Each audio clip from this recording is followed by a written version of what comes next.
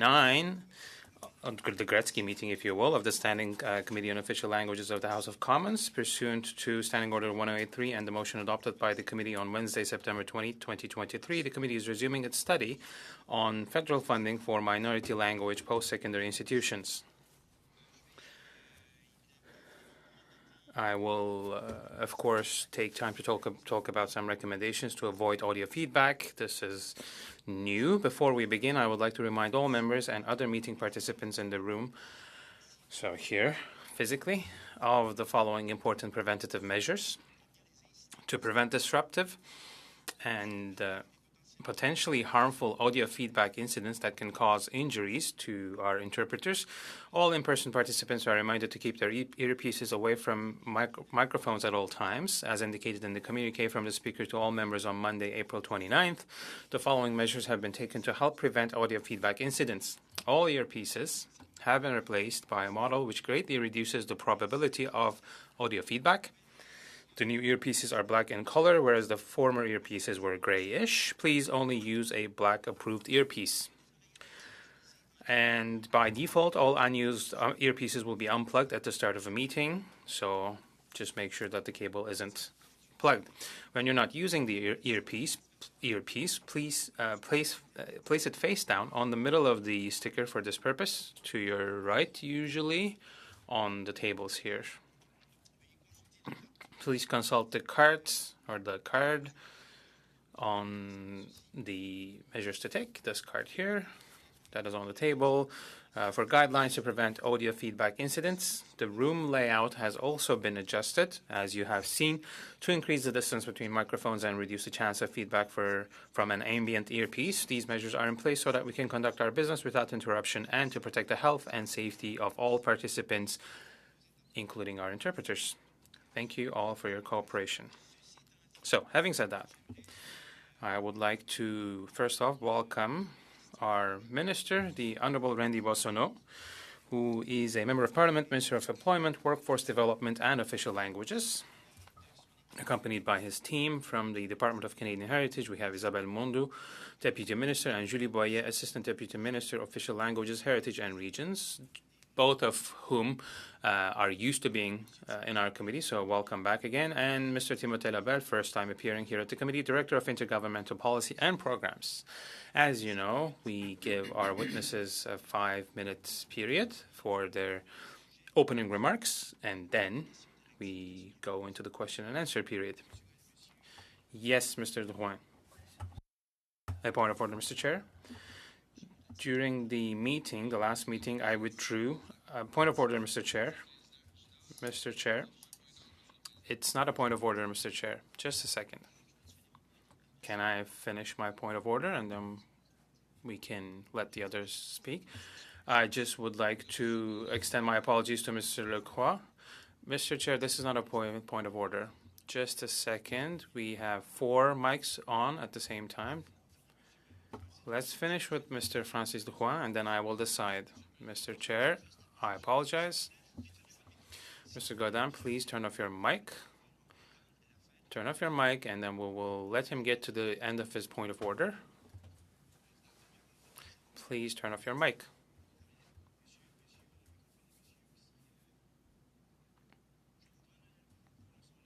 Your name is in the list.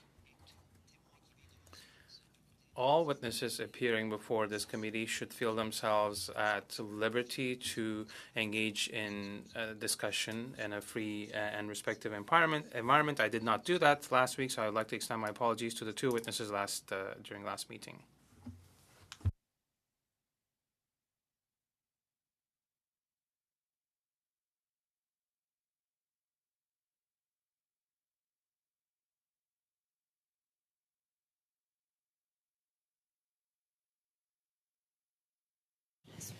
Mr. Godin first, and then we'll go to Mr. Beaulieu. In fact, Mr. Chair, we should put the situation in its actual context. On Monday, I had a point of order to ask Mr. Drouin to apologize. You told me, Mr. Chair, and I have all the respect for you, but you led us to error. You misled us, and you told us that Mr. Drouin had apologized, which is false. So, Mr. Chair, it's not really the time before we hear from the minister that Mr. Drouin takes the floor saying it's a point of order. When he takes the floor, he can say whatever he wants, but we have to respect the procedure. And Mr. Chair, this was not a point of order, and I don't think that his words should not appear in the Hansard. Mr. Beaulieu, I fully agree with this. This is not a point of order. He should wait for his turn, and then we can proceed. Okay, so first for Mr. Drouin, maybe it's not a point of order because there was no reference to the standing orders. So what happened last Monday, that would have been a point of order because that follows the words used by Mr. Drouin to the witnesses. So this point of order that I could have accepted could have ended with him presenting his apologies.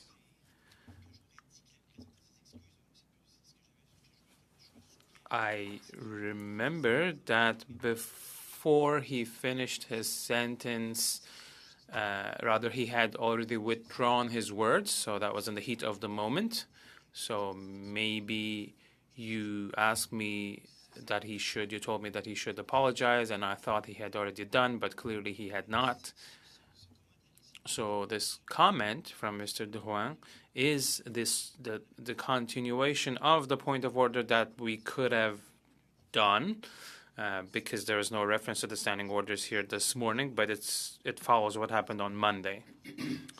We just started our meeting, so we are just going through what happened on Monday before we hear from the witnesses. Okay, Mr. Beaulieu.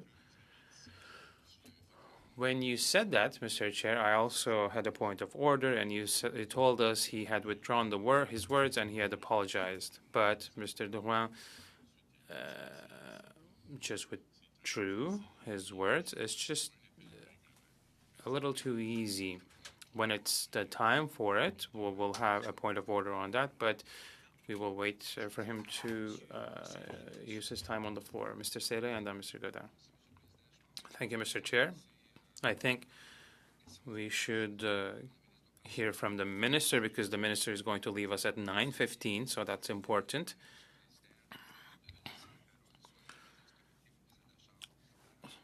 So there is precedence to this where the chair of the committee or the speaker of the House lets a member present their apologies, and I don't see what the problem is with Mr. Drouin. I think he was clear, so let's proceed and hear from the minister. Thank you, Mr. Godin. Mr. Chair, I think my colleague, Mr. Sere, is playing down what happened on Monday, and you're telling us that it's the continuation of the point of order that was in action on Monday, but I don't have the same interpretation of things as you do. You should have informed us before starting the meeting that this is the continuation of that point of order. So, Mr. Chair, this is not a point of order. We know about the strategy adopted by Mr. Drouin this morning, so we have to follow procedure. That is important, and I think Mr. Drouin's words should not be taken into account at this committee, and we will come back to it, and please rest assured that that will be the case. Okay, perfect. Having said that, we will continue our meeting. So I'd like to welcome the minister. I'll be very strict with the timing. I will give you 5 minutes, Mr. Minister, for your presentation, and then we will have the questions. Thank you very much, Mr. Chair. Distinguished members of the committee, good morning. Just a second, please. First of all, I would like to point out that we're meeting on the traditional territory of the Algonquin Anishinaabe people. Thank you for inviting me to appear before you today. I'm here with colleagues from the department. Thank you, Timothée, Julie, Isabelle. You are used to appearing before this committee. Dear colleagues, it's a pleasure for me to be with you again to talk about federal funding for post-secondary institutions in official language minority communities. This is a crucial issue for our communities. Guaranteeing access to quality post-secondary education in the minority language is a major asset if you want to develop communities improve employment prospects, and alleviate the various labor shortages in different areas. You know, I've been fortunate enough to enjoy a stimulating and comprehensive university environment in French in Alberta, in Edmonton at Campus Saint-Jean, thanks to official bilingualism and our linguistic duality in Canada. I say this often because I'm very proud of it. And when I was a student, I was actually elected to the Campus Student Council, and 3 years later to the presidency of the Students' Union for the whole campus of 25,000 students at the time. In 2005, I was invited to teach as a lecturer in Introduction to Politics and Introduction to Government. In 1997, I joined the Chorale Saint-Jean as a tenor 1. And by the way, we will be singing at the Carnegie Hall on June 29 in New York. So that is the impact of our beautiful Francophonie across the country. So our minority language post-secondary institutions are so important to our country's success. I mentioned Campus Saint-Jean, but of course it's not the only one. We have Collège Saint-Mathieu, Moncton, University of Moncton, Saint Boniface University, Bishops, and many others. We have a whole network.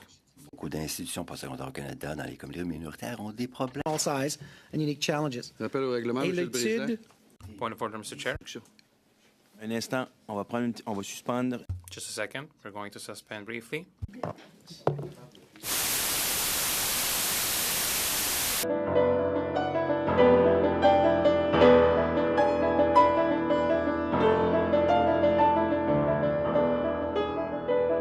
And the study you're undertaking will certainly shed even more light on the situation. One of the best tools we have at our disposal to strengthen minority institutions is the Action Plan for Official Languages. Ce nouveau plan.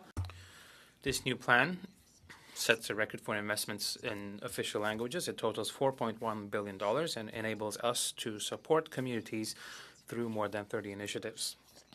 The plan provides up to $128 million over 4 years, starting this year, to support post-secondary education in the minority language. To $121 million announced in Budget 2021, specifically designed for post-secondary institutions. Et pour faire face à And in response to an academic environment where English predominates, Budget 2024 allocated $8.5 million over 5 years to support the creation and dissemination of scientific knowledge in French across the country. We are continuing to roll out the action plan measures, and implementation is progressing according to plan.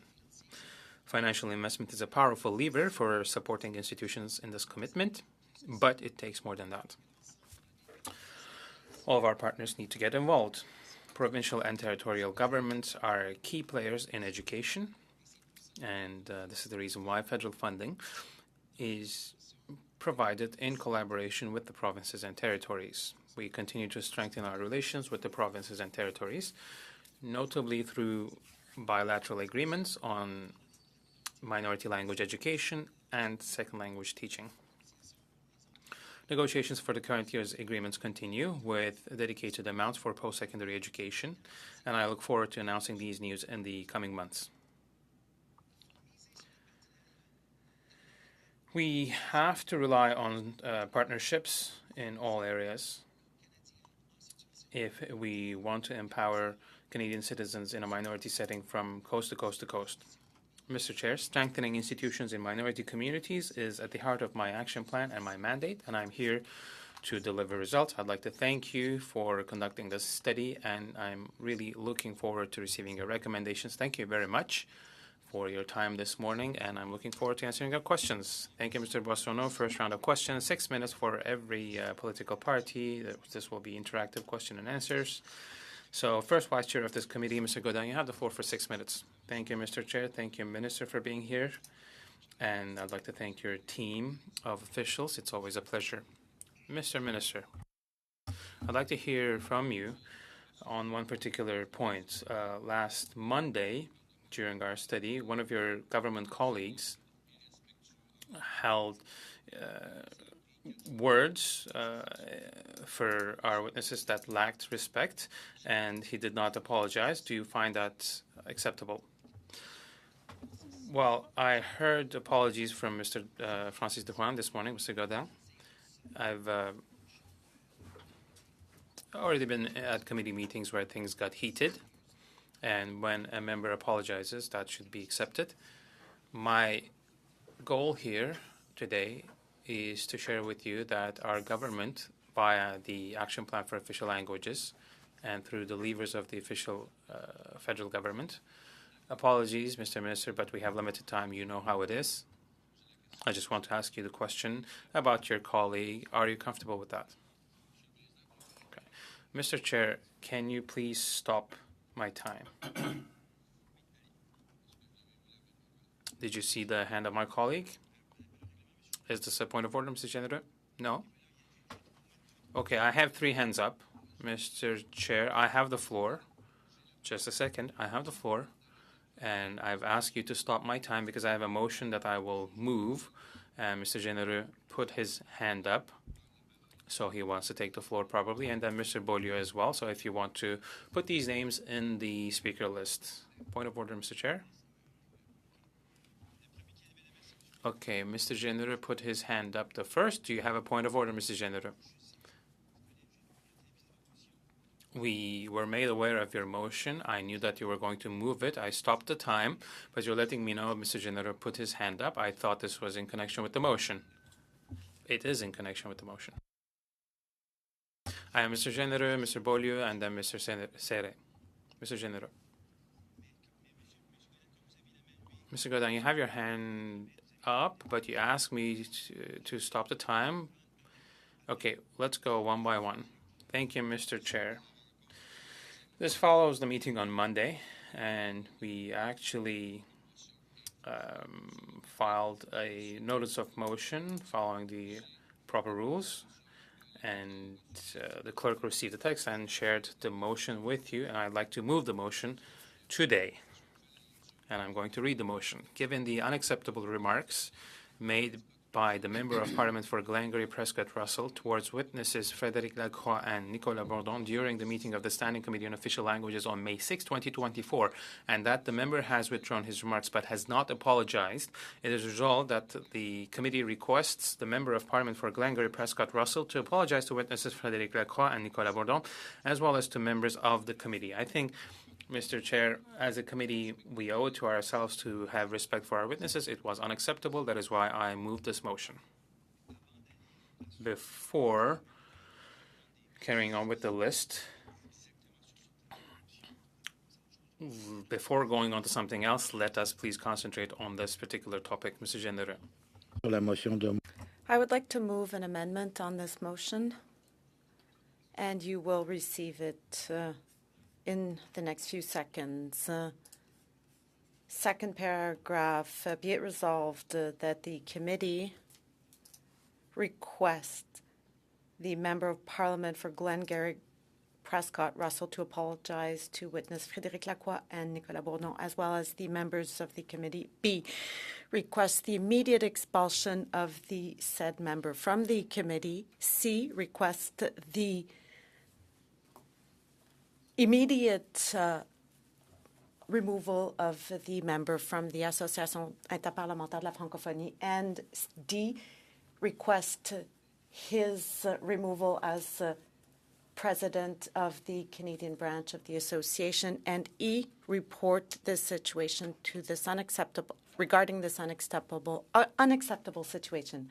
I think that our colleague Mr. Drouin's words on Monday were not only unacceptable, but damageable to a certain extent. Because we can disagree with statistics and people who work in this area, academics, researchers, political parties who invite witnesses, but it's not a reason to call the witness, as our colleague did. And this cast a shadow on our committee, not only the committee, but also the association of which Mr. Drouin is president for the Canadian section. And I think his words are a lack of respect that is unacceptable. It's unacceptable for Mr. Drouin to have acted this way, which is why we are asking him to step down from his role. On that point, on the amendment, are you moving a sub-amendment? Yes, I am. I would add after A, B, recognize that the data presented by the witnesses are science-based. C, to recognize that such behavior is not worthy of the role of parliamentarian or chair of a parliamentary association. D, require that Francis Drouin send the witness a written apology, because I consider that it is easy to apologize 3 or 4 days later, as he did, but it has to be done in writing. And it isn't worthy of a parliamentary association. The witnesses were calm, moderate, based their statements on science, and it's unacceptable. It's a form of intimidation. His reaction is a form of intimidation. Afterwards, to be very clear, and the following section of this sum amendment would be Mr. Généreux's amendment. I can send it to you. We've already sent a notice of motion. B, C, and D. These are points B, C, and D of the motion we had sent, and would follow Mr. Généreux's amendment. Mr. Beaulieu, I have your motion, which includes A as well. A is already included in this motion because point A has already been raised in Mr. Godin's motion.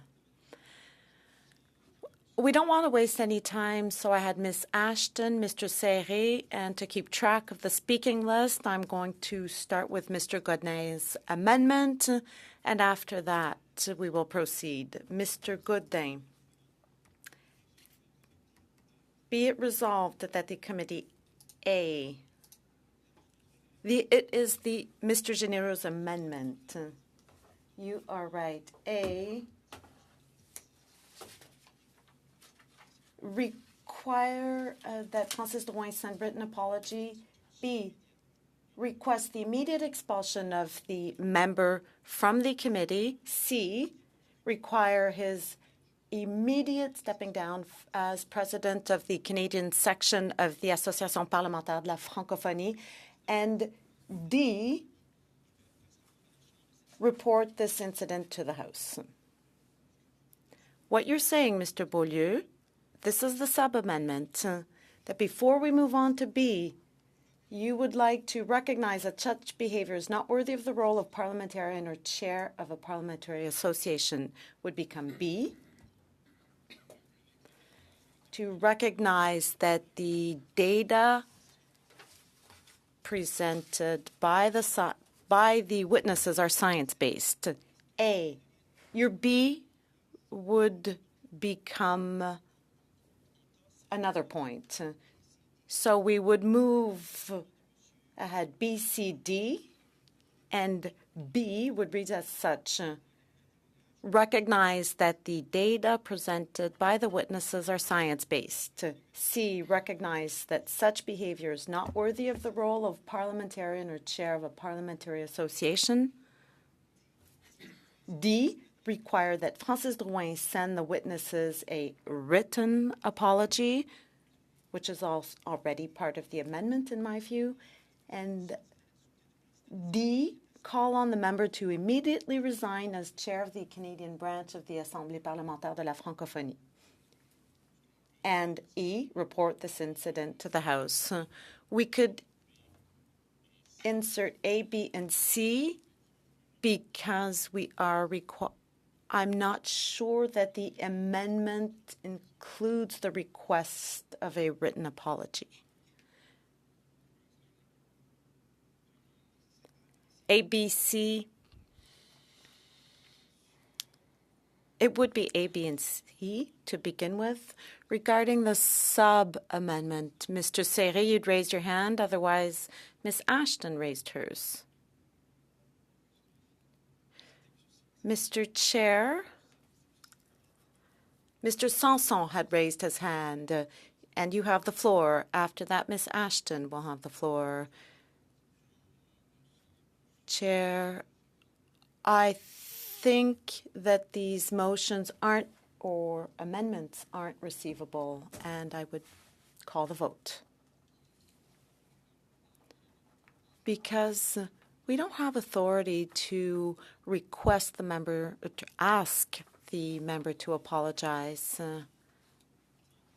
As long as people have raised their hand on this, we can't call the question.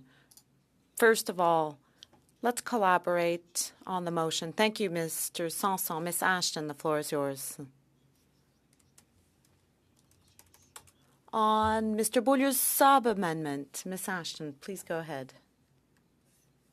Thank you. First of all, I'd like to say that I'm looking forward to seeing the final wording, and I hope that we will receive it shortly to read it in detail. But I was going to share the following. It's unfortunate to be in this type of situation. Yes, we can all say that we had committee meetings that were explosive and dynamic, but I have been a member for 16 years and seldom seen such an explosive behavior toward witnesses appearing. And this clearly is related to the essence of our work here. We have to listen to various point of views as parliamentarians, even if we disagree with them. And we can express our disagreement. I've done so many times in the various committees where I sit. But on Monday, what we saw was insulting, a lack of respect, which damages the reputation of our colleague, but also demonstrates that witnesses can't feel safe when they share their views as they wish to do so. And it is concerning. The member who shared his views has been sitting for a long time on this committee, but is also president of the APF. And I'm also a member of the association. The Face of Canada internationally is represented here. And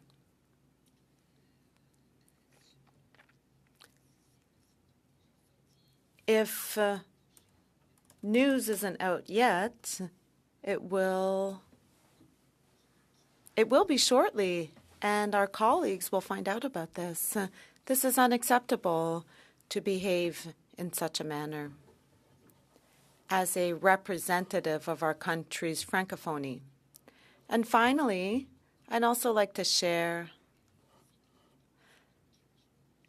that it's very concerning to have to wait 4 days to get apologies toward the witnesses. And it's unfortunate that we find ourselves in this situation. But I don't think we can play down what we saw on Monday, because it sends out a message not only to the witnesses who appeared on Monday, but to future witnesses as well. And as I said, the committee and Francophone community's reputation is at play Mr. Serré and then Mr. Godin. Thank you, Chair. Regarding, first of all, just one moment, Mr. Serré, please. I should be able to table to move my sub-amendment. We did so already. Ms. Ashton asked to receive a copy of this. We're debating the sub-amendment at this point, so let's focus on that. Mr. Beaulieu, we are discussing your sub-amendment to Mr. Généreux's amendment. And you wanted to clarify your sub-amendment, or do you want us to wait until we get a copy of it? I would like to clarify the sub-amendment. I'm sorry, Mr. Serré. We will give Mr. Beaulieu the floor regarding his sub-amendment to Mr. Généreux's amendment. I consider that this sub-amendment is important because we have to recognize that the evidence was science-based and referred to a study from Statistics Canada regarding post-secondary education in minority communities. And this isn't a new fact. Mr. Drouin added even more in the past 2 or 3 days. He added insult to injury, saying that these were simplistic views, taking him for an idiot, and 52% of Canadians are for the application of Bill 101 in CEGEPs. I don't think they're idiots. I don't think defending these views are a reflection of that. First, he called them extremists and then said their views were simplistic. This is science-based, and we can criticize this, but we can't deny facts. They're not simplistic. Secondly, this behavior isn't worthy of parliamentarians or of a president, as he is of the APF, especially for the Francophonie, trying to intimidate who presented their views calmly. They said it was one of the factors that led to English being spoken more. And Mr. Drouin said that in their mind, English language universities were overfunded in Quebec, which caused the situation that was discussed. And that's one factor. Mr. Boissonnault spoke of this question, and others did as well, with personal anecdotes. And once again, the evidence is science-based, and we can't rely on personal anecdotal information. I wonder if Mr. Drouin can continue acting as president of the APF. Whereas he lacked respect towards French speakers in Quebec.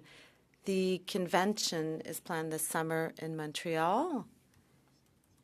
And how would this make Québécois feel? I think that our role here is to hear witnesses, and I've met witnesses with whom I disagreed and thought their words were insulting, but I would have never attacked them like that. I would have never lacked respect. It's part of our work. We have to accept witnesses, the diversity of their opinions. And once again, this was unacceptable. Just a moment, please, because we're trying to keep track of the sub-amendment and amendment. Mr. Beaulieu's sub-amendment is in blue, and after that we can read Mr. Généreux's point of order, Chair. I would like to ask a question to our minister, who is supposed to testify here, but it was interrupted because of the member from Glengarry Prescott Russell. I would like to ask the minister if he would like to extend his appearance because This is a question that is of interest to him as a minister. Just one moment, please. That wasn't a point of order. The chair says, I'm not sure it was a point of order, but our witness was planned to appear for the first hour, and I'm sure he has a very busy agenda. He may be able to grant us a little bit more time. Practically speaking, let's ask him the question. Can you stay with us longer? Unfortunately, colleagues, I do have to leave at 9:15 because I have other obligations this morning. We do understand you had been scheduled to appear for 1 hour. I'm sorry for having interrupted you, but I think it's important for everybody to follow what is being debated here regarding the sub-amendment. Is it a point of order? Which one? I had the floor and said that the motion was out of order. And to call the question, because as far as I know, it was out of order.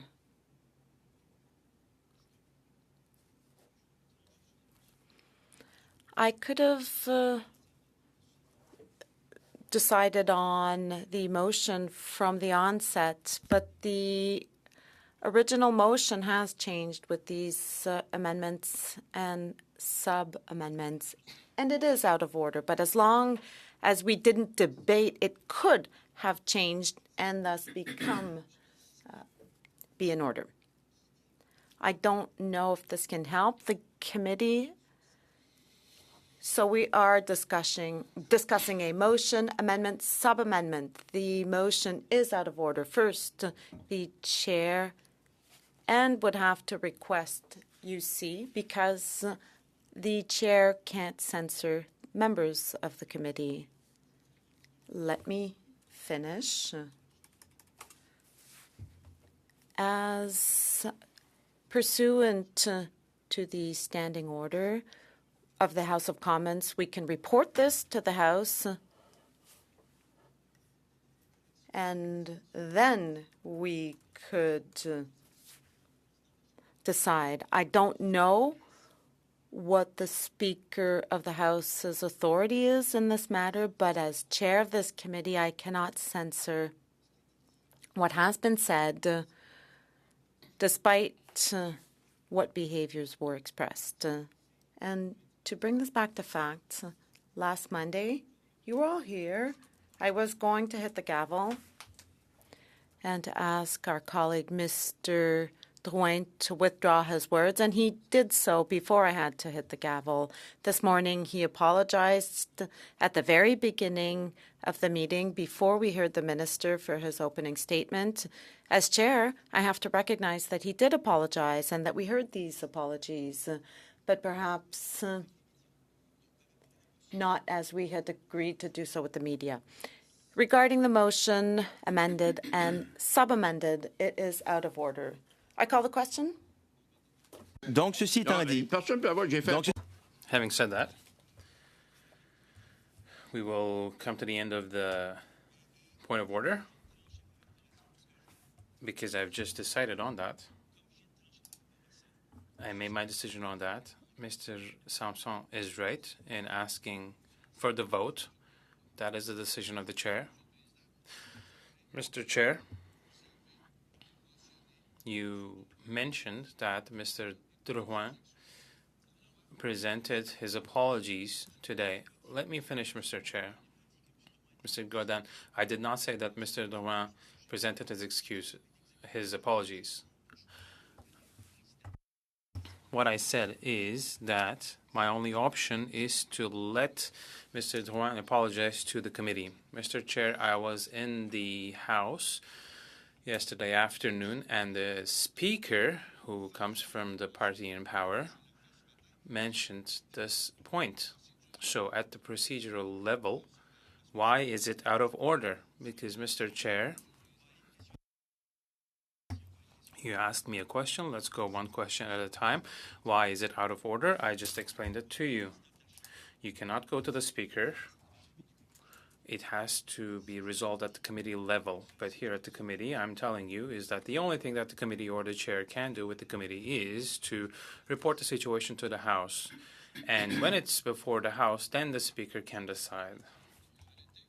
Mr. Chair, to add to what you just said, if the committee decides to ask, and we have the right to ask that, that Mr. Drouin steps down from various functions, we can report that to the House, and the Speaker will act on that, because I just want to know how things work. I'm looking to find the decision. If my colleague wants to challenge your decision, let him do it with a vote. It's not complicated. Just a second for our interpreters, please. One mic at a time.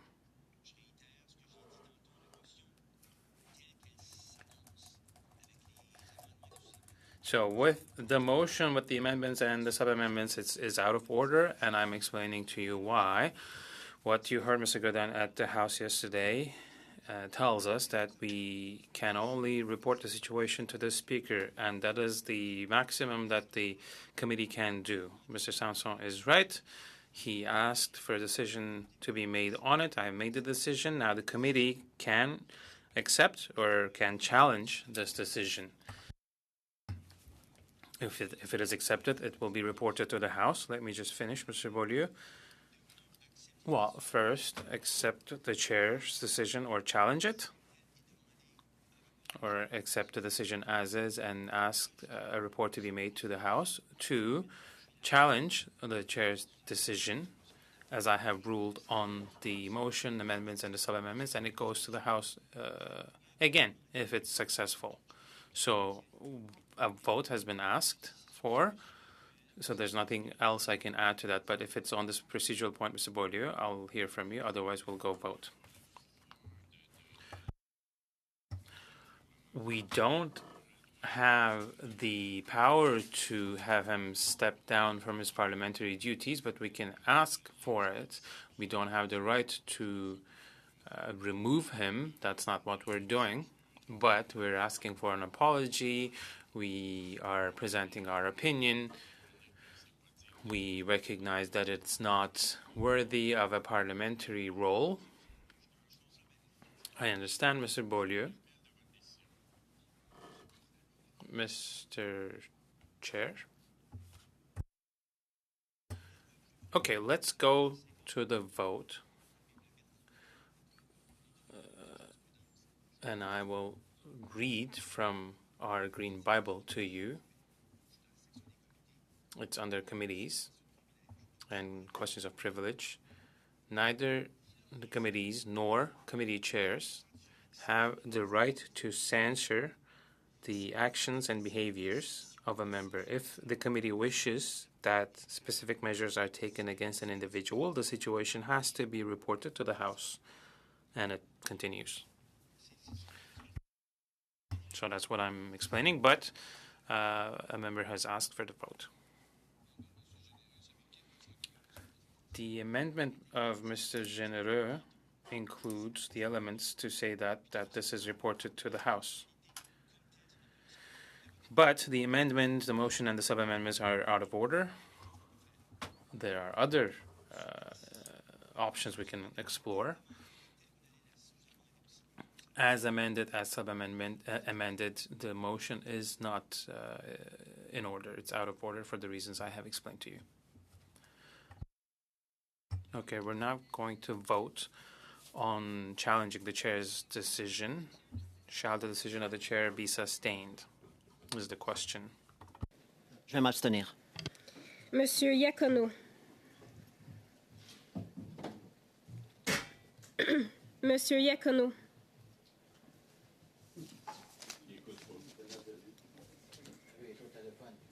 Monsieur Iacono, votre vote.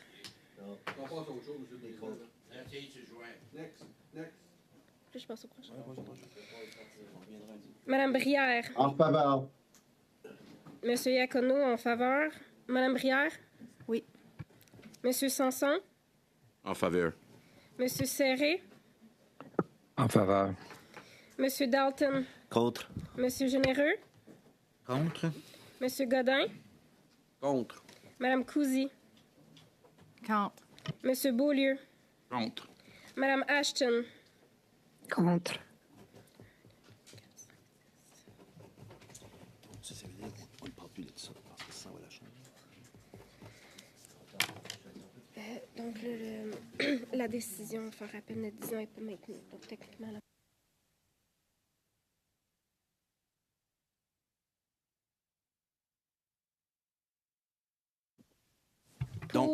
pour 4 contre 6. Yeas 4 and nays 6.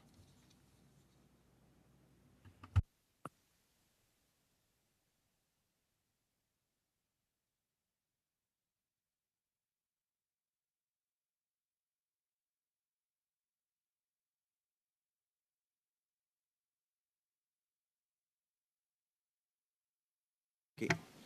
Donc, Okay. Procedurally speaking, the motion becomes in order with the vote of the committee, so we will continue. We will give the floor to Mr. Beaulieu. We have distributed the sub-amendments. Are you done, Mr. Beaulieu?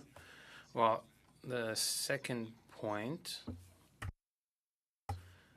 it has to do with the role as the chair of a parliamentary association. We asked him to apologize, but he doubled down and he said that it was extremist and it was simplistic. So I think the impacts were irrespectful vis-a-vis Francophones and the researchers in question as well. And he just comes here saying, well, I apologize. It's, well, very done quickly, swept under the carpet, but he had doubled down and he said that those who defend this point of view want to isolate Quebec and that Franco-Ontarians should be taken into account. But it's not against Franco-Ontarians or Francophones outside Quebec. We have always supported them here in the House. So it's always about opposing Francophones outside Quebec to Francophones in Quebec. This is an old strategy that they want to keep using. I think we defend French everywhere. And if the underfinance funding of Francophone universities is unacceptable outside of Quebec, it is equally unacceptable in Quebec. You can't introduce double standards to this discussion. So Mr. Drouin shouldn't simply apologize verbally. He should apologize in writing. So on Mr. Beaulieu's sub-amendment and the hand that was up, I have on that Mr. Serre and then Mr. Godin. Mr. Serre. Thank you, Mr. Chair. So let's be clear. We have a minister here with us. The opposition is saying that post-secondary education is important. They could have moved their motions and their amendments in the second hour. Point of order, Mr. Chair.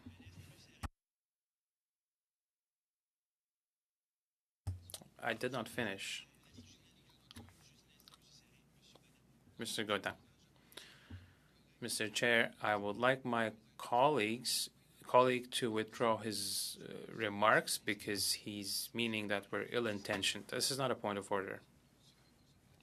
Mr. Chair, the fact remains that Mr. Drouin apologized 4 times this morning. He withdrew his words before the media outlets and in caucus as well. So we have an important issue with us and the minister with us on post-secondary institutions. We also had other witnesses who also said that they did not agree with the statistics mentioned. So I think, and we have 5 to 10 minutes left with the minister, the motion could have been moved earlier And Mr. Drouin works with the Francophonie to defend Francophonie everywhere globally, in Quebec and in Canada. We're seeing political games from the opposition this morning, and it's irresponsible. We had Mr. Drouin apologize yesterday. So it's done. So why can we not continue with the study? We have witnesses.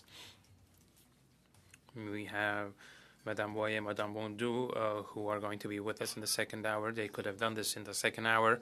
We're losing time. We're wasting time. I also participated in other committees on the women's status, where we had conservative members who insulted witnesses and never apologized for it. So I think it's a little bit rich coming from the opposition, because in other committees, conservatives constantly are attacking witnesses. I have many other examples I can provide if Mr. Godin wants to continue, but I think we have an important study before us, and I don't understand why we cannot get it done. We could have done this in the second hour. This is very important. So let's continue our work. Now we have sub-amendment after sub-amendment and nothing in writing. The sub-amendments have been sent to you a couple minutes ago. Thank you, Mr. Serra and Mr. Godin. Following the order on the sub-amendments. Mr. Chair, if you want to be coherent, we need to ask for the vote on the sub-amendment, and I'm not going to filibuster as my colleague just did. Okay, did everyone receive the document sent by our clerk on the sub-amendments? Did you get the amendments and the sub-amendments? I think you did. Okay, Mr. Beaulieu. So we are voting on my sub-amendments. The sub-amendments that were adding 3 lines. These are the B, C, and D from Mr. Généreus's sub-amendment. So we're merging them, and then we're going to vote on Mr. Généreus's amendment and then the motion. Okay, now we're voting on the sub-amendment.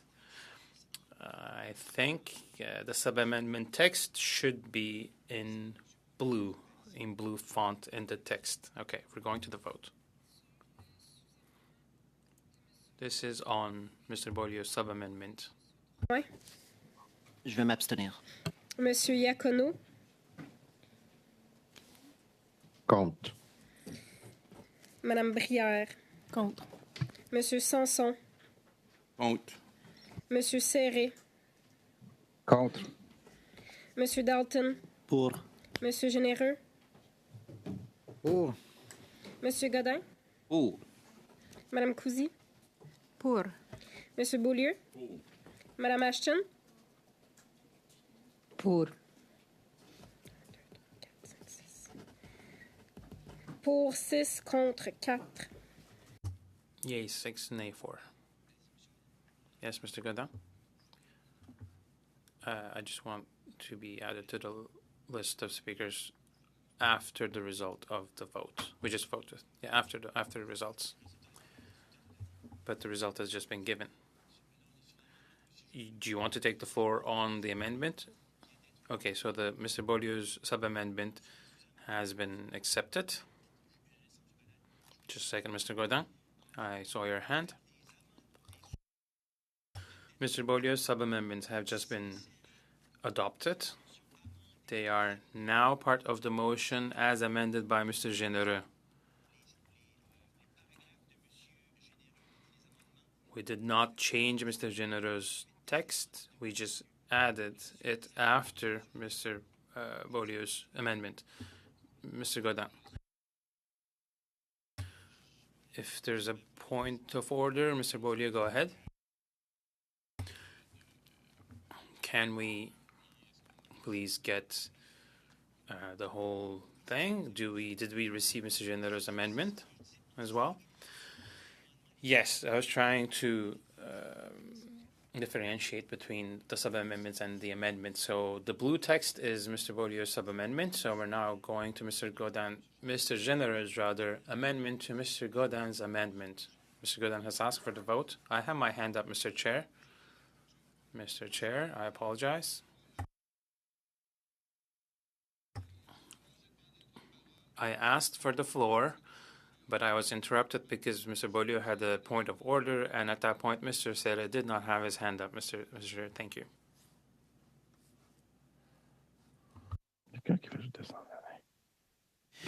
Dans l'ordre, So the order is Mr. Beaulieu had a point of order, so I interrupted Mr. Godin, who had his hand up. So we're going back to Mr. Godin.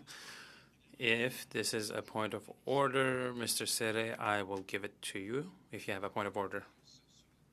Mr. Chair, I just want to move a sub-amendment. What's the procedure for that?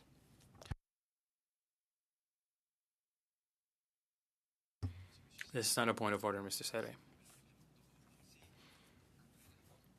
After the vote, I am asking for the floor to move this. I understand. Now we are on Mr. Généreux's amendment. So you're asking for the vote on Mr. Généreux's amendment. We're going to our clerk. Il veut parler sur la motion. On ne peut pas demander le vote. Avec M. Godin, il y avait une intervention. Il a fini son intervention. M. Serre, il y a une intervention à faire aussi. C'est que là, il l'a fait sur un rappel au règlement. Mais si vous donnez la parole après M. Godin, là, il peut proposer un sous-amendement à l'amendement. Oui, mais...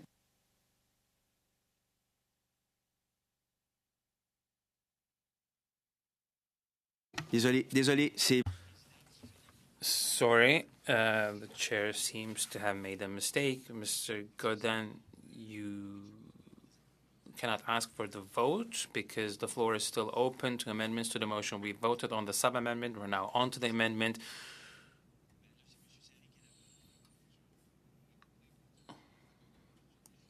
Mr. Chair, you said that you made a mistake.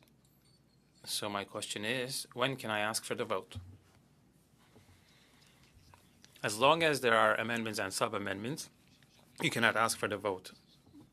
But, Mr. Chair, if I ask for the vote, we go to the vote and then we go back to the sub-amendment? Okay, so as long as we have people who want to take the floor on the amendments, we have to hear from them. So I have Mr. Serre. I apologize. So the chair misled you. I accept that responsibility. Mr. Serre, go ahead. Thank you, Mr. Chair. I'd like to submit a sub-amendment. We will send the text in French and English, but the opposition doesn't really do that. We do it. So a sub-amendment that the committee ask the leader of the opposition to apologize to the House for having used non-parliamentary language towards other members of the Parliament and for having lacked the respect towards the Speaker's authority on April 30, 2024. Where would this be introduced? After which amendment? Where would you like to add this? Well, you have Mr. Généreux's amendment, Mr. Beaulieu's sub-amendment, and where would yours be added? At the end of all of this? Very well. Mr. Godin and then Mr. Beaulieu. Mr. Chair, I think that this sub-amendment is out of order, and I would ask you to rule on this.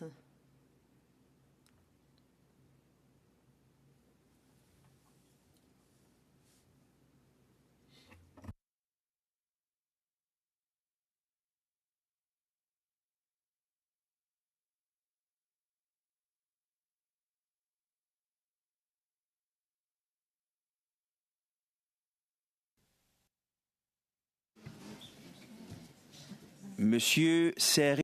Mr. Serre,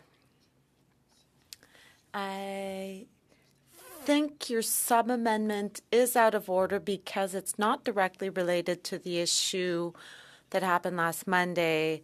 It would be stretching it. And the chair thinks that your motion or sub-amendment is out of order. Mr. Serre. Chair, we asked a member to apologize, and the opposition is asking him to apologize. I don't understand why we can't do it for another member if we're doing it for one who's here. Because this motion is related to an incident that happened here at our committee, it is out of order because he didn't apologize other than when he did so briefly this morning. Please, for the interpreters, you have heard, you had been advised 2 weeks ago, acoustic shocks happen when several microphones are open at the same time. Mr. Godin, the floor is yours on the amendments. Mr. Chair, you decided that Mr. Serre's sub-amendment is out of order, and therefore I call the question on the amendment and sub-amendment. Mr. Serre had raised his hand. Point of order. If Standing Order 116, a standing committee, legislative or special committee, may, when unless otherwise stated by the Speaker of the House, may limit the number of interventions and length of the debate. End of quote. Section 2A states that unless the committee had adopted a limit to the debate, a standing legislative or special committee may not close a debate when members want to pursue the debate, and this decision may not be appealed by members of the committee. We discussed the motion, and if I understand your point of order and the standing order you are referring to, and what you're saying is that as long as this is being debated, we may continue to do so. Is that what you're saying? Yes. Well, I can hear you. I can give you the floor. It's out of order. If he doesn't agree, he can call the vote. I was getting to that. Just give me a moment. In my view, and I decided that we're not going to close the debate. The floor is still open, but Mr. Serre's sub-amendment is out of order because it's not directly related to the incident that happened last Monday. It's out of context. But if you want to table other sub-amendments, you may do so. Was your point of order related to that, Mr. Beaulieu? Yes, it was. Other comments on the amendments? Mr. Serre.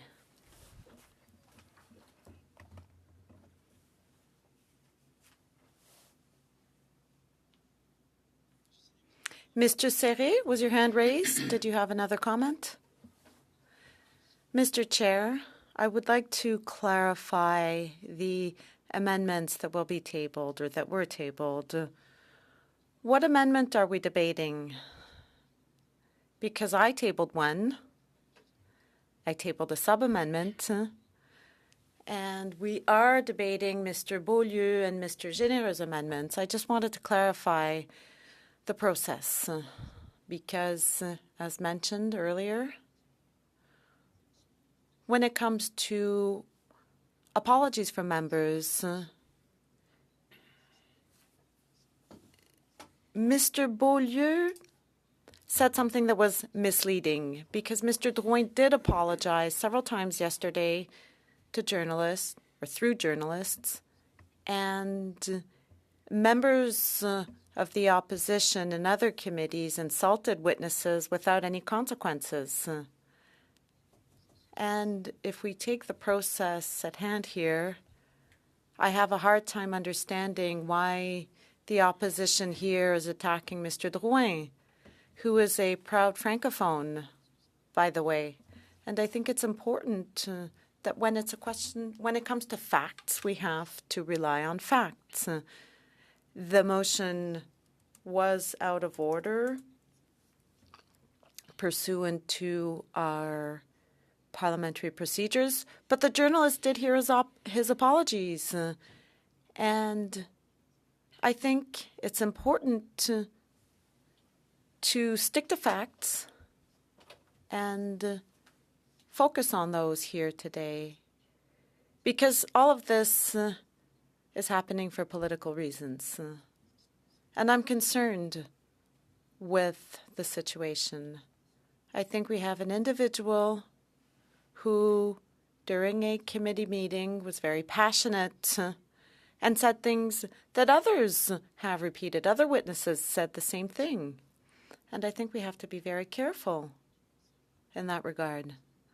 But it's false to say that Mr. Drouin isn't a staunch defender of the Francophonie throughout the world, and I don't think it's fair to play political games or use this as an excuse for political games. And, Mr. Chair, I believe that the other motions are also out of order, and the committee may appeal that, but we have to stick to facts here.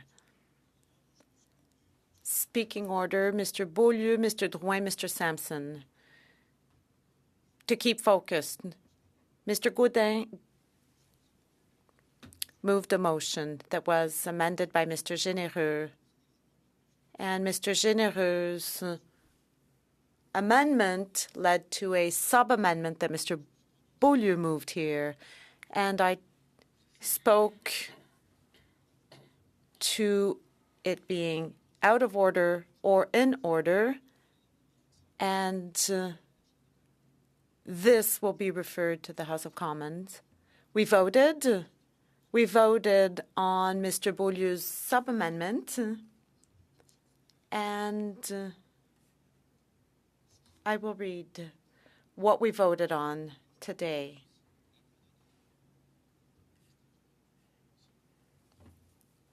Let me find the motion. Just give me a moment. Do you have a paper copy? Given the unacceptable remarks made by the Member of Parliament for Glengarry Prescott Russell towards witness Frédéric Lacroix, and I will just take the paper copy.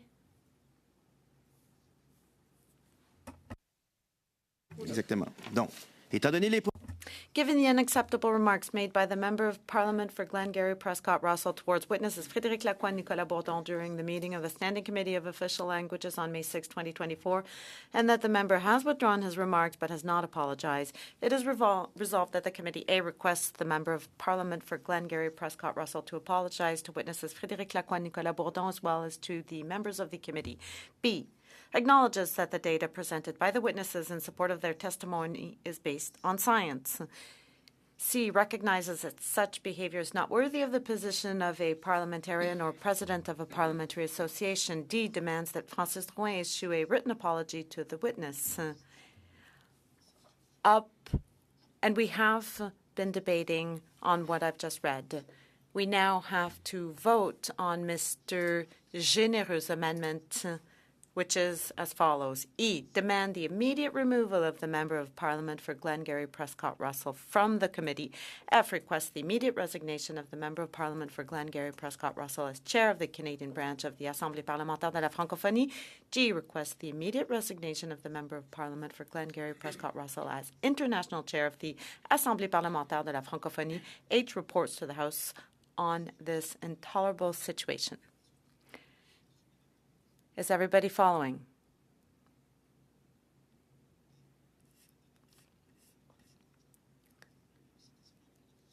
I think some subsections are redundant, but that's in my humble opinion. That said, Mr. Beaulieu had raised his hand, and then we will move to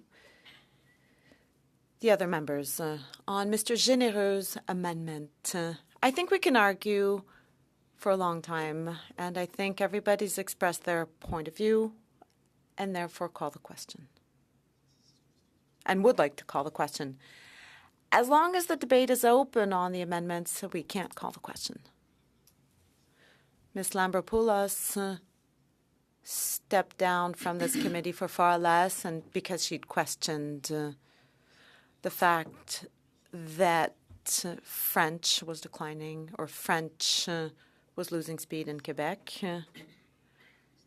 And I think that I haven't heard any other witness discuss this and to use the same words as Mr. Drouin did. I think we can filibuster this for a long time for the Liberals to avoid voting on this, but I would like to call the question. Mr. Drouin. Thank you. And I would like to tell the committee, as I did so yesterday 4 times, I would invite the members to look at the transcript right before the caucus. If my colleagues believe that the word incompetent is worthy of parliamentarians or not. And I would ask this question to Mr. Gaudin. Mr. Sanson? I'd like to hear my colleagues answer the question. It'll be quite interesting. I'm disappointed that we're trying to use this for political games. I don't know how many times one has to apologize, but this morning, when the meeting started, the member for Prescott apologized formally. The members heard his apology. Tabling a motion on his apologies, requesting for apologies, whereas he's already apologized, is, in my view, a political game. We had the minister with us for 1 hour to close our study on post-secondary education, but we weren't able to do so. Instead, let's say the minister can't come back for the next 5 weeks. We won't be able to conclude our study on post-secondary education that we had conducted on Mr. Beaulieu's request. It's an important study for me, for the Francophonie, for the population of Quebec, and French speakers outside Quebec. And it's all part of a continuum. As you know, the Charter or the Bill of Rights spoke to this.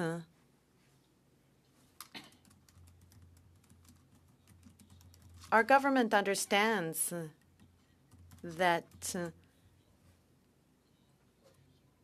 education in the French language spans from birth to death, if you will.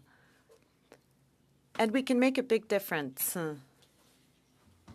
And as I've said several times, education is the key to society. And we have the responsibility to make sure that people can exercise their rights and access to education. And thanks to Mr. Beaulieu, who asked for this study, which is extremely important. We also heard witnesses speak to this question. And a lot of great points were raised. I think the ministers could have discussed other points that could have given us a way to proceed. I've heard different things in this committee. Some witnesses had asked for a mechanism to determine if the federal government may grant funding directly. Mr. Sanson, how is this related to Mr. Généreux's amendment? E, F, G, and H, where we demand the immediate removal, request immediate resignation, and so on. I'm explaining to you how it is. And it seems clear to me, as I've said earlier, Mr. Drouin did apologize before the motion was tabled, and there was no reason to table it because of that. We are here to discuss the study at hand, and Mr. Drouin already apologized, and his apologies are related to the study that we were supposed to discuss. And for everybody following us, I would like to remind you how important this study is.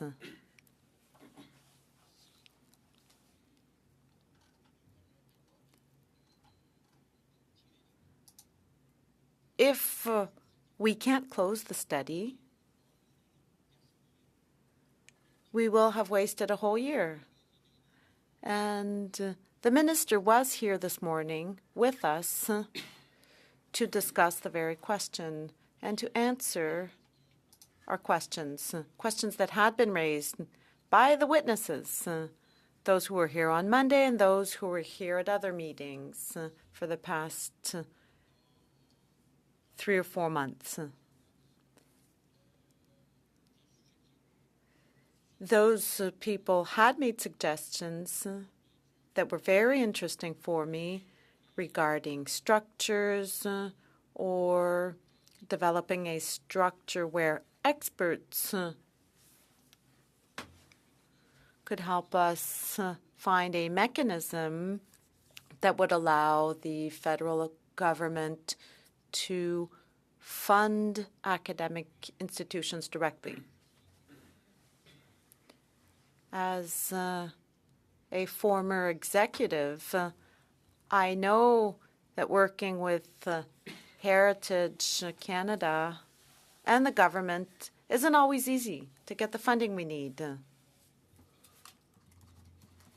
When you don't have the necessary funding to deliver, you're not respecting the Charter of Rights. At the end of the day, we have to provide education, quality education. But if we don't have the necessary funding to reach this objective, you aren't fulfilling your obligations. And I'd like to come back to the importance of this study. And I hope that we will be able to close it, but I'm not sure that'll be possible because we've just wasted the hour we had with the minister who could have given us more food for thought. And we also have the officials from his department with us today, and they could give us further information. And these people played a key role. Because the beauty of C13 is that now that we've established the new rules of the game, we're going to be able to better respond to the needs of the communities. And there are issues that will emerge. And one such topic, and I'd like to congratulate Mr. Beaulieu, who, in his wisdom, brought before us this issue. As you know, Francophone universities across Canada are lacking funding. Well, why did they choose to have more foreign students? It is to make up for the funding they lack.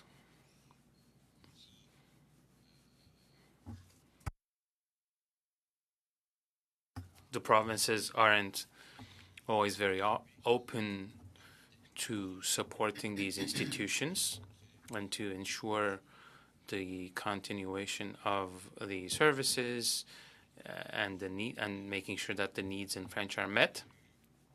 In Nova Scotia, if you allow me, Mr. Sanson,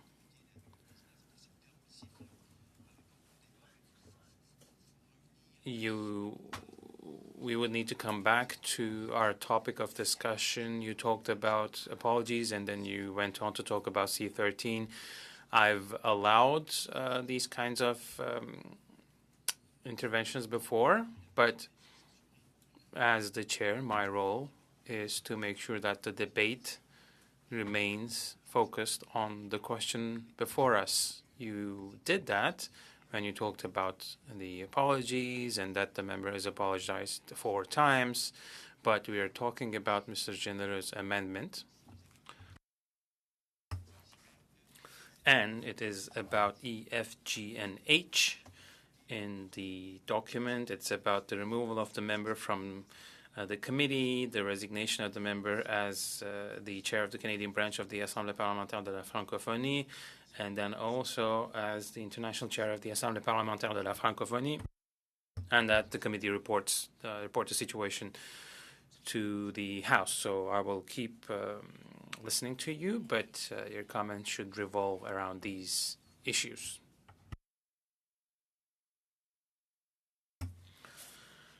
I was elected to represent my riding, and as many of you here, I have been a member of many committees over the years, often 2 committees at a time. I've had a lot of experience from these committees. And as my colleague mentioned, we've heard emotional comments before that are not always up to the standard we should hold ourselves. And if you say something that you shouldn't have, then you need to apologize. I think that's the first step, which is very important. You need to recognize that your choice of words was probably not the best, not the words you would have preferred to have used, and sometimes it happens.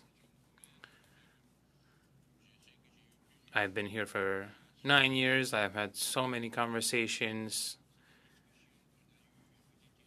and one discussion in particular is on my mind as I speak, and you were there, Mr. Chair.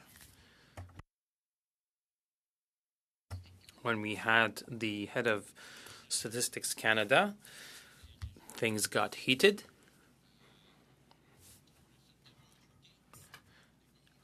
And journalists even could have added their comments to what happened. And there have been moments where I questioned the honesty of what was being said, the analysis and the interpretation of things. I remember this as if it were yesterday.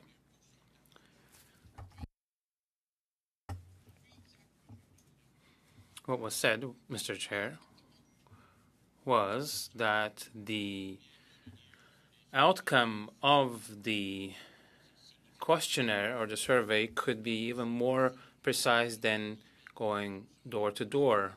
I understand that you do this with a certain number of people, be it 1,000, 10,000, or 100,000. It doesn't matter, but it's not possible that it is more precise and absolutely accurate than doing door to door.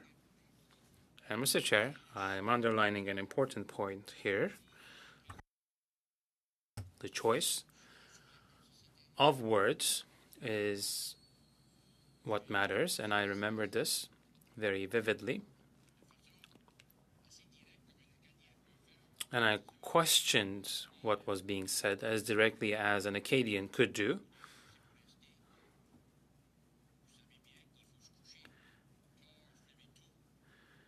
And we're here to work hard and stay here, go to bed late and wake up early.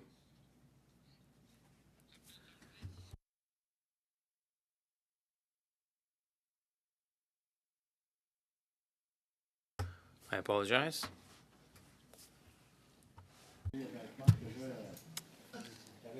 J'ai déjà eu la même situation.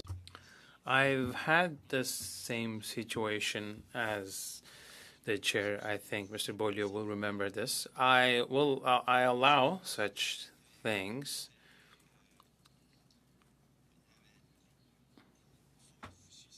But I will give you some more time, but please let us get back to what's before us. Well, it took me some time because I lost my train of thought.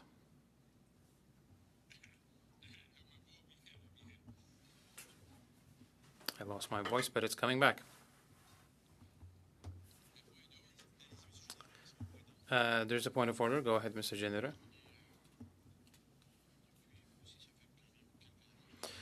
I've been a member of this committee for some years now. We usually get along well. This is a committee that's not particularly partisan, and we enjoy each other's company and working together, but now we're going off the track.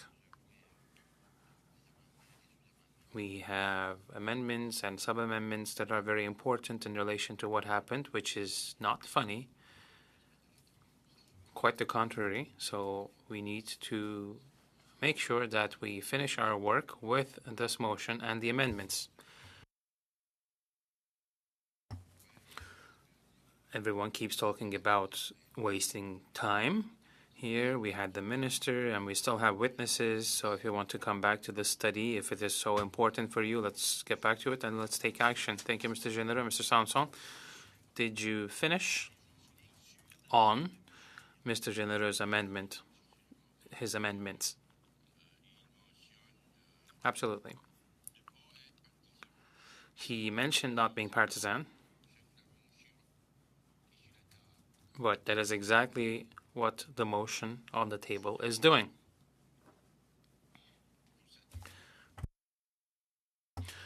I don't know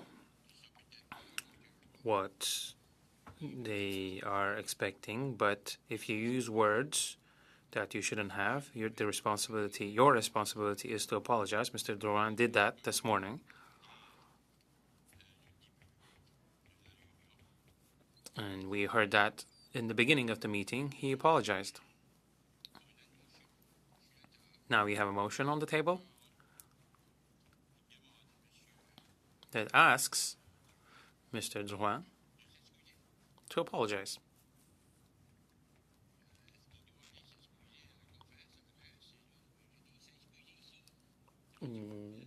He apologized here in a formal fashion. He had withdrawn his words on the day of the incident.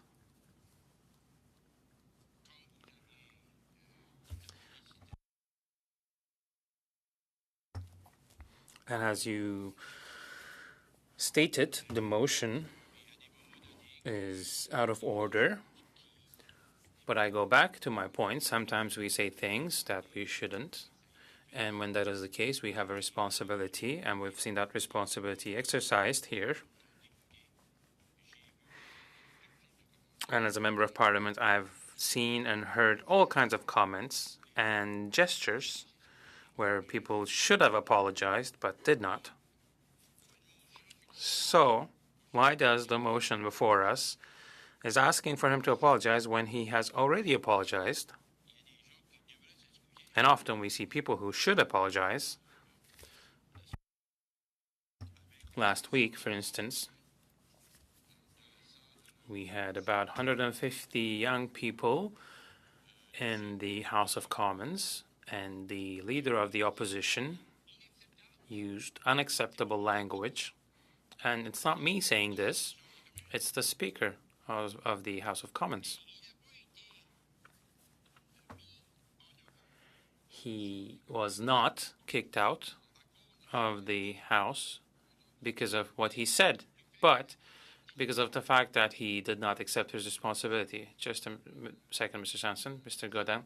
Mr. Chair, I think my colleague is not staying on the topic. What's happening at the committee level is a window into the workings of Parliament, so I would like him to come back to the essence of the motion. I heard your point of order, but Mr. Sanson is referring to the apology that's already been done. As you know, he has the right to keep the floor. We are members of Parliament. We're elected to represent our people. Whether you are a member of a committee or whether you're speaking in the chamber, you have to follow the rules of the place.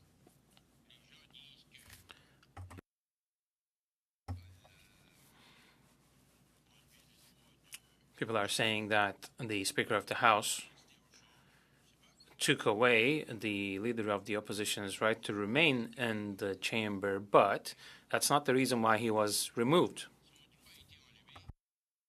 His right was taken away from him because he refused to apologize to the Speaker.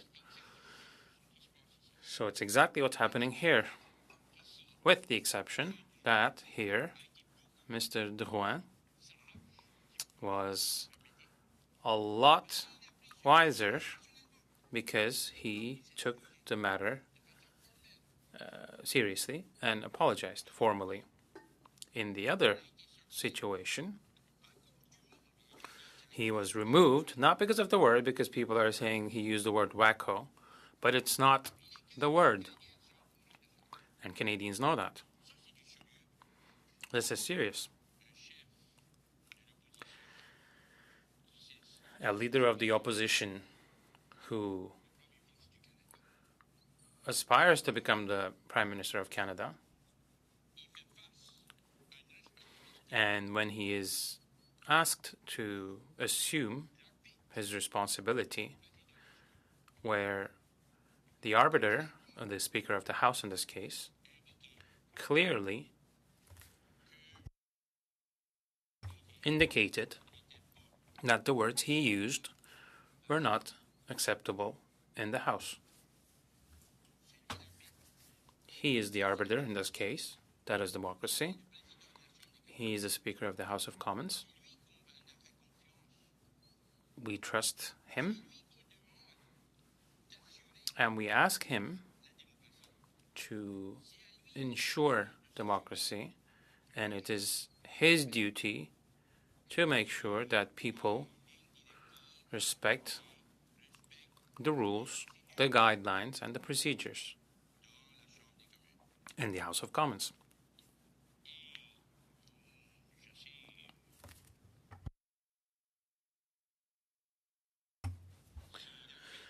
And if the arbiter who is in charge of ensuring that democracy is respected in this Canadian institution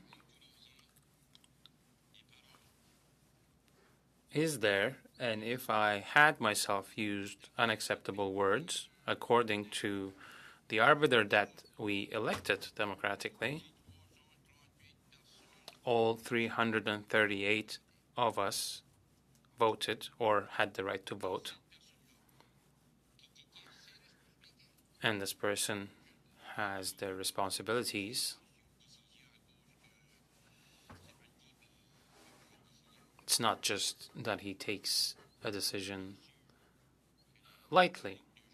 He has to make sure that the rules of the place are followed. And he asks the MP for Carleton to apologize for having used certain words. It might be that I make a mistake, the leader of the opposition might make a mistake. It's okay, but you have to apologize. And the arbiter of democracy asked just that.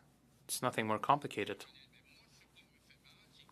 What hurts me here is that the person aspiring to become the prime minister refuses to apologize for something that the arbiter of democracy said that he did and was not correct. That is serious. It's not easy to look oneself in the mirror after having done such a thing.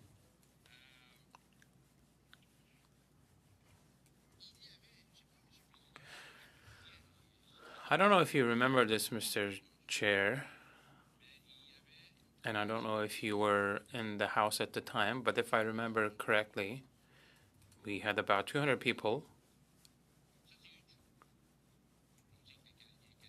and that's one thing, because we also know that Canadians tune in. My parents used to watch every day. They would wait for me to appear, but that wasn't always the case. But we had 150 to 200 people there, young people, 15 to 25-year-olds.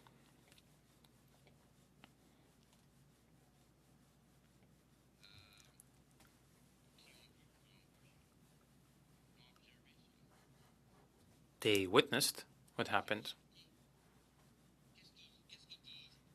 And when they left, what do you think they think about parliamentarians? Well, I went to the parliament.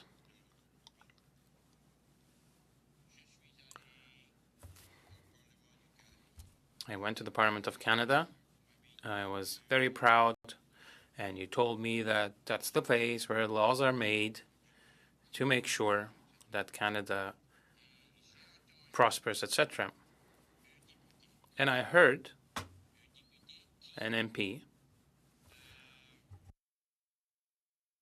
who used unacceptable language.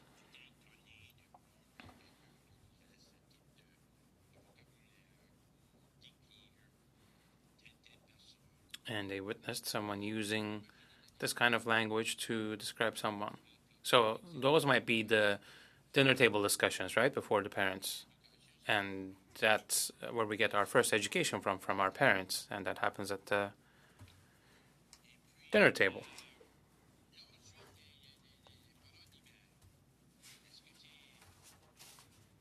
And then the parents might ask, well, did someone say that that choice of words was unacceptable? And the young person explains to their parents that the arbiter in the House of Commons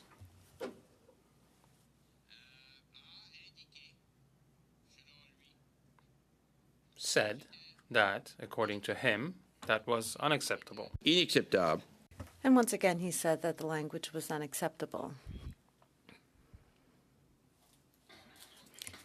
And the arbiter asked him to apologize.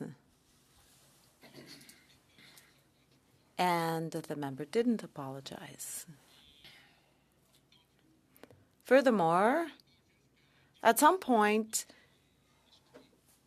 not only didn't he apologize, but he kept speaking as leader of the opposition, who aspires to become the prime minister.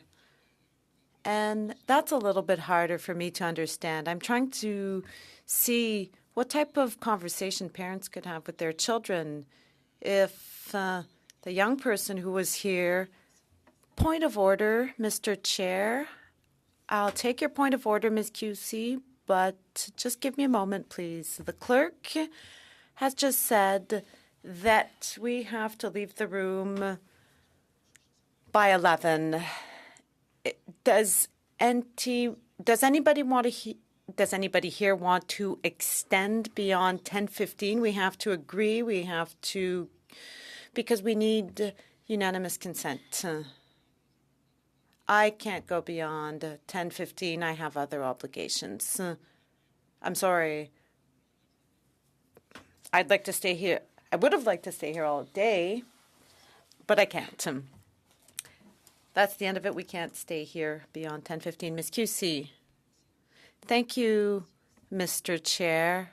And with all due respect, Mr. Sanson, we spent a lot of great moments together. We ate scallops, we went boating together, but I have to say that it's important to focus on the question at hand. And Mr. Sanson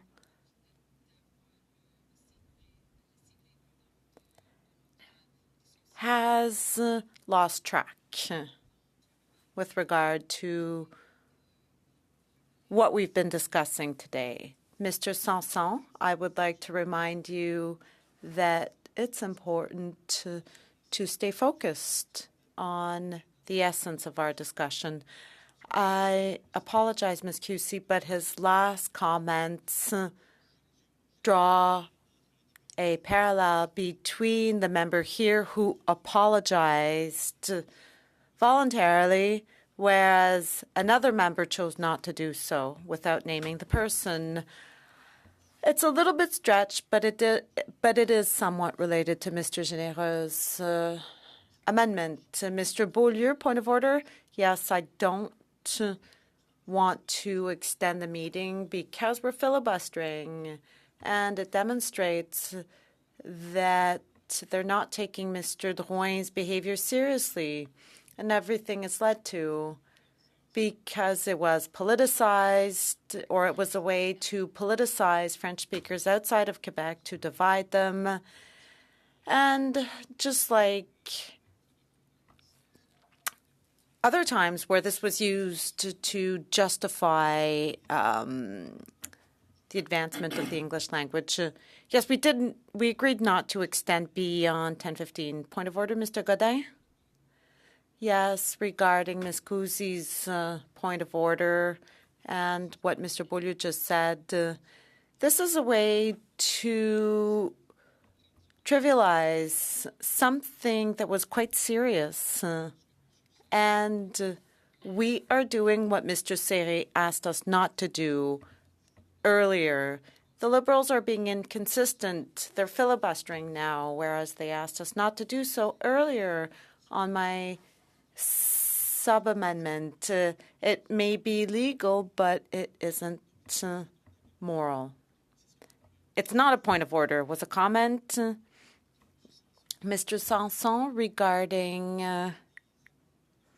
Mr. Généreau's amendment on the removal, resignation, and report on last Monday.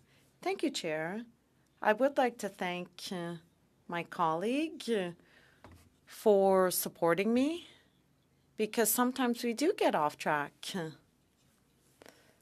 for different reasons. I could give you several examples, but thank you for your comments. Let's not forget why we are here. The example I gave you regarding the speaker is that the member refused to recognize the speaker's authority. The situation here is completely different. That's why I don't understand why the motion is being debated here. I thought that if Mr. Drouin formally apologized, that there was no reason to table this motion, because the purpose of the motion that my colleague Mr. Godin tabled, well, I'm not sure if I understood, Mr. Chair. Could we read the original motion? Because I just want to make sure everything's clear. Can we read Mr. Godin's original motion? Could the clerk provide more clarity? Because I think it is important for our debate. But I agree, Mr. Sanson, but we have to read the motion as it was, sub-amended because it was passed. So what? A point of order, Mr. Chair. You don't have to respond because currently the debate is on my colleague's amendment. If he hasn't done his homework and you have to read it a second or third time, that's his problem. It's not the committee's problem. If he doesn't know how to read, I can teach him to do so. With all due respect, I wouldn't want to insult him, and I remove what I just said. Mr. Chair, I apologize ahead of time to my colleague. I appreciate that. One microphone at a time, please. I had the floor. No, the chair has the floor. You have received the motion. It was circulated. I won't read it a second time. I agree with Mr. Godin. As sub-amendment. Now we're coming back to Mr. Généreux's amendment. The clerk sent you what has been adopted goes to subsection D in blue font. That's been voted on. Now we have to vote on E to H inclusively. We are currently debating this, and then we'll have to vote. We're taking all the arguments, counter-arguments regarding E to H. And the wording has to do with the lack of apologies. We're asking for the member's removal, resignation, and report to the House. I'm generous, Mr. Sanson. You have drawn a parallel. Sometimes we're stretching it a little bit far, but take 3. After that, we're going to move to Mr. Serre, Mr. Drouin, and we'll stick to that. And we're discussing the motion that has to do with the apologies that haven't been made and the consequences that we're expecting from or for the member. We're discussing subparagraph E to H. Mr. Sanson, have you finished? Soon, Mr. Chair. I'd like to come back to what Mr. Godin said. I'd like to remind him that I know how to read, but I couldn't find the document, but I do have it now. And I will read the motion given the unacceptable remarks for which the member did apologize. Point of order. My colleagues shouldn't read what has been voted on, what has been received by the committee. We're debating E, F, G, and H. And we have to focus on these points and on Mr. Généreux's amendment. Mr. Godin, might not be necessary for you to read it, but Mr. Sanson was discussing that motion. It might not be necessary for you, but I can't decide on this. All I can say as chair is that I have to hear everyone who wishes to speak to this motion and that it is related to the topic at hand. That said, Mr. Sanson, please go ahead. Thank you, Mr. Chair, and I'd like to thank Mr. Godin, who, for his team spirit and believing in democracy, he's just demonstrated that a few seconds ago by using words that weren't necessarily worthy of his role, but he did apologize very quickly and took his words back. That's impressive. Not really impressive because I know him. What is impressive is that they don't accept my colleague's apologies, which he formally gave publicly. I don't understand why my colleague isn't accepting his apologies, and that's what confuses me. Because the motion has to do with requesting for the Member of Parliament for Glengarry Prescott Russell to apologize. I understand why people are adding amendments, sub-amendments, because the request had already been met. And I understand why they wanted to add this and that, raising their hands, They were raising their hands one after the other, and you said so yourself. Is what's going on? Where's this conversation headed? But the member did recognize that the motion was out of order because the apologies had been made, and various amendments were made after that. And I'll finish with this. I hope that my words and the information I shared today will be recognized, that the opposition will recognize what I said, and that their decision with regard to the measures that have to be taken will take all of this into account, because we have to remain a nonpartisan committee. Point of order, Monsieur Beaulieu, please go ahead. This is misleading. I had already tabled amendment. I'd given notice of this and requested more than apologies. And we didn't want Mr. Drouin to get out of the situation by apologizing very quickly. I sent notice of motion before the meeting. And just to make sure everybody understands,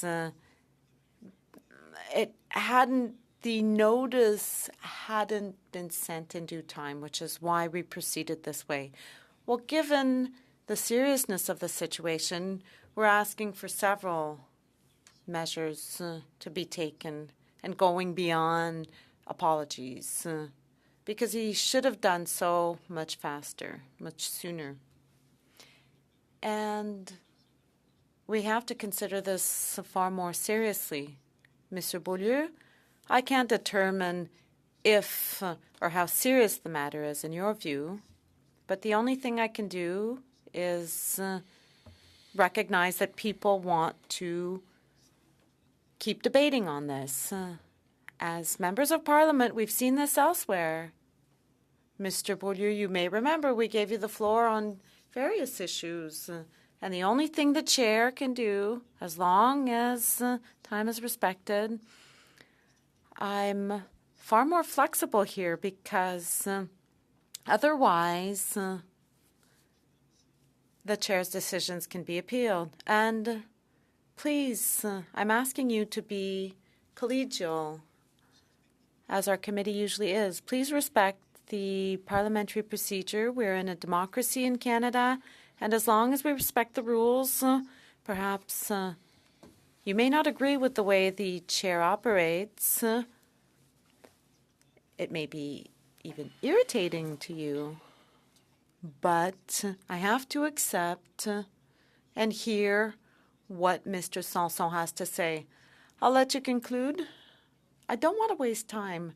If they hadn't wasted time, I would have been done. So I won't take their time back, but I would like to mention that my colleague, Mr. Beaulieu, used words that I wasn't sure about.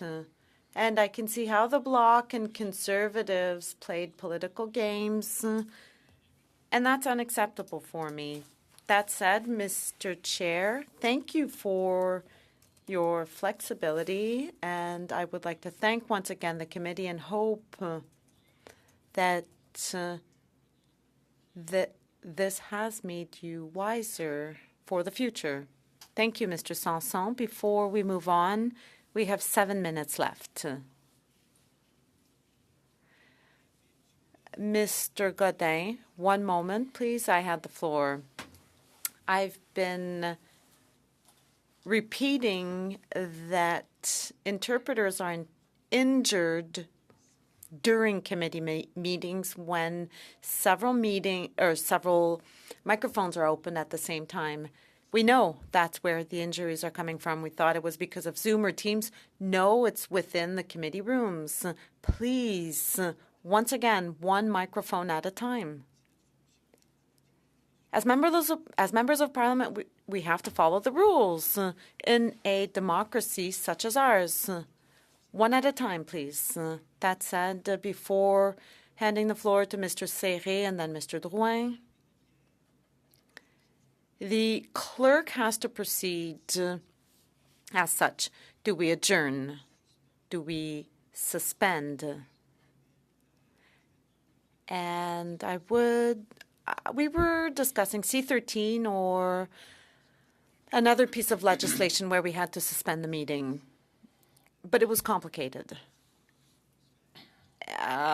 If we can't send the notice of meeting for the public or journalists because the meeting was suspended, everything is delayed. If that's what you want me to do, we can adjourn, and it would just close the meeting. And with unanimous consent from the committee, we could come back to this at the next meeting or at a specific date, because on the 27th, we were meeting the Commissioner for Official Languages. If, with the committee's unanimous consent, I can adjourn the meeting, and then we would come back to this debate at a further date, the next meeting or after that, after we meet the Commissioner. Otherwise, I can suspend the meeting, but then that pushes our whole calendar forward. I would, Madam Clerk, please correct me if I'm wrong, but I think the easiest way would be to agree with unanimous consent to adjourn the meeting.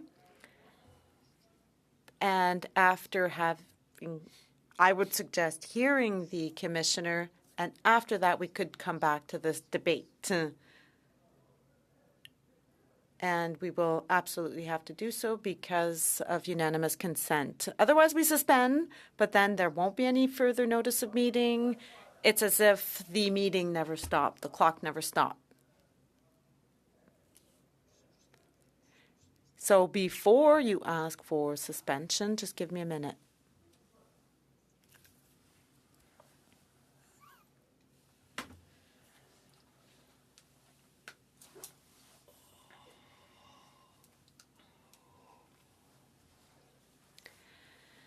So please, I'm asking you to be reasonable. As chair, I'm expressing my own preference. I would prefer to adjourn with unanimous consent and then to set a date as if we'd suspended, and we have to respect that decision unless we have unanimous consent to do otherwise. Mr. Beaulieu, the floor is yours. Do we vote on that? I would be open to adjourning. Yes, we can. We can proceed that way. But that's to adjourn. We're moving this to the next meeting. As far as I understand, Mr. Chair, if we suspend, we come back to the very same topic at the same meeting. If you adjourn, we will meet the Commissioner and come back to this debate at a later date. Ça peut être la date qu'on veut, là. It can be any date we decide on. The next meeting, we come back to the 23rd, the Thursday. It will be the report, but we can do this anytime, any other time. Mr. Chair, we prefer to suspend in that case so that we can come back to this, be done with it, and then move on to something else. We could have resolved it immediately. This is the choice of the Liberals. I would like for us to suspend. You're within your right to ask for this, but I'm just letting you know that this could lead to technical issues later on in our calendar. Can we let the witnesses go? Okay, so you're free to go. Mr. Beaulieu, go ahead. So we have the Commissioner on the 27th. The next meeting is in camera, so I'm in favor of suspending.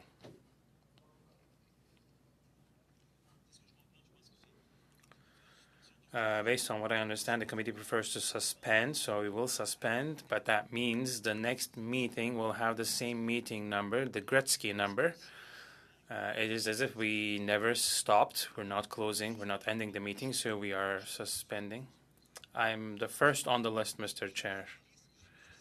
I have the list. I have Mr. Serre and then Mr. Drouin so far. The clerk will take notes, of course. Mr. Beaulieu wants to be on there. Ms. Ashton, do you want to take the floor and say something, or do you want your name to be added to the list? I'd like to be on the list.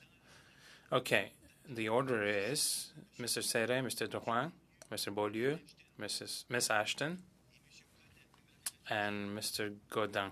So our clerk has made note of the names, so we are suspended.